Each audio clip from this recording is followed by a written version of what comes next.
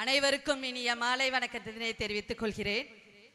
முஸ்லிம் league Nilgiri மாவட்ட மாநாட்டின் அடிப்படையில் வேண்டிக் கொள்ளும் கோரிக்கை, நீலகிரியில் சிறு தேயிலை விவசாயிகள் பெறும் பசு தேயிலை விலை பெரும்பாலும் அதன் உற்பத்தி செலவை விட குறைவாகவே உள்ளது.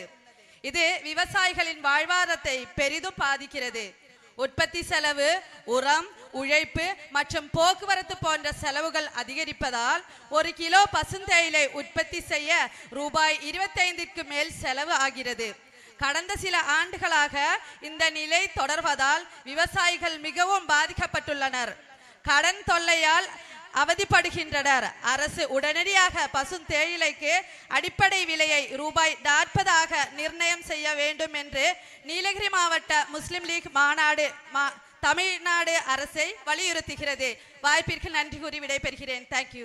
அடுத்ததாக தேவர் சோலை பேரூர்